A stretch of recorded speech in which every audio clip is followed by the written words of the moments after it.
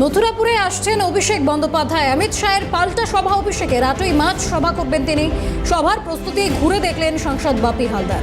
এই সভা ঘিরে রীতিমতো উত্তেজনা রাজনৈতিক মহলে।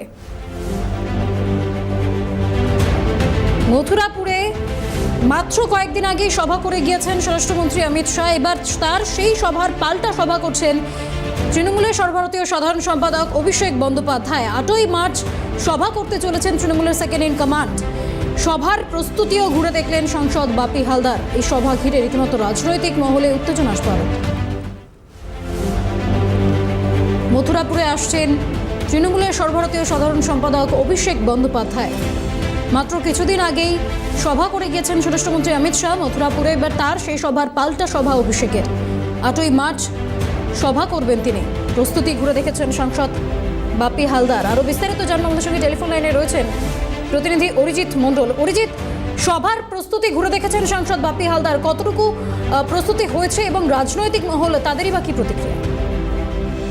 দেখো, তোমাকে জানিয়ে রাখবো, আগামী 9 তারিখ সাংসদ অভিষেক বন্দ্যোপাধ্যায় আসছেন এই মাঠেই, অর্থাৎ যে মাঠে কেন্দ্রীয় স্বরাষ্ট্রমন্ত্রী অমিত শাহ সভা করেছিলেন সেই মাঠেই তিনি জনসভা করবেন, এমনটাই কিন্তু এখনো পর্যন্ত জানা যাচ্ছে। এবং তারই কিন্তু চূড়ান্ত পর্বের প্রস্তুতি চলছে এবং তার চূড়ান্ত পর্বের পরিস্থিতি ঘুরে দেখেন মথুরাপুর লোকসভা কেন্দ্রের যিনি সাংসদ রয়েছেন বাপি হালদার, সুন্দরবন পুলিশ জেলার অ্যাডিশনাল এসপি থেকে শুরু করে একাধিক পুলিশ আধিকারিকেরা।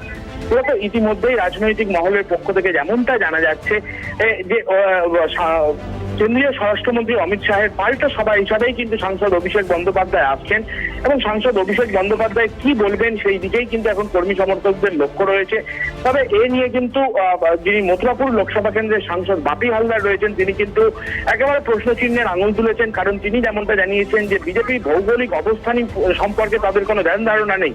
রায়দিঘি বিধানসভা ওটা মোটেও নয়, যে জায়গায় সভা হচ্ছে সেটা কিন্তু মন্দিরবাজার বিধানসভা, কিন্তু বড় বড় করে ব্যানারে লিখে রেখেছে রায়দিঘি বিধানসভা। সেই নিয়েই কিন্তু তিনি প্রশ্ন তুলেছেন। অন্যদিকে অভিষেক বন্দ্যোপাধ্যায় আসছেন 9 তারিখে। তিনি কিন্তু একদিকে যেমন কেন্দ্রীয় বঞ্চনা, যে সমস্ত বঞ্চনা রয়েছে তা নিয়ে কিন্তু যেমন আক্রমণ শানাবেন, ঠিক তেমনই রাজ্যের উন্নয়নের খতিয়ান তুলে ধরবেন, এমনটাই কিন্তু মনে করা হচ্ছে।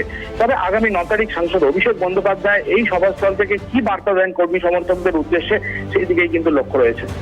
একদমই, অর্থাৎ 8ই মার্চ যে সভা রয়েছে অভিষেকের, সেখান থেকে ঠিক কি বক্তব্য পেশ করেন অভিষেক, সেদিকেই নজর রয়েছে প্রত্যেকের। ধন্যবাদ অরিজিৎ। আর এই ঘটনায় সভা করবেন অভিষেক বন্দ্যোপাধ্যায়, সেই নিয়ে সাংসদ অভিষেক বন্দ্যোপাধ্যায় তার সভা, আর সেই সভা নিয়ে সাংসদ বাপি হালদার তার কি মন্তব্য শুনব। দেখুন, আগামী 8ই মার্চ রবিবার আমাদের প্রিয় সাংসদ, আমাদের নেতা অভিষেক বন্দ্যোপাধ্যায় তিনি আসছেন মথুরাপুরের গোপীনাথপুরের এই মাঠে। আপনারা জানেন যে এসআইআরকে কেন্দ্র করে যেভাবে সাধারণ মানুষের নাম বাদ দেওয়া হয়েছে, তাদের নামের পাশে আন্ডার অ্যাডজুডিকেশন শব্দটা বসানো হয়েছে। তো এর ফলে সাধারণ মানুষ যেভাবে একটা বিড়ম্বনার মধ্যে পড়ে রয়েছে, তারা সাধারণ মানুষের মধ্যে একটা অস্থিরতা আমরা লক্ষ্য করতে পারছি। সে বিষয়ে প্রিয় সাংসদ সকলকে আশ্বস্ত করবেন। ভাটপাড়ায়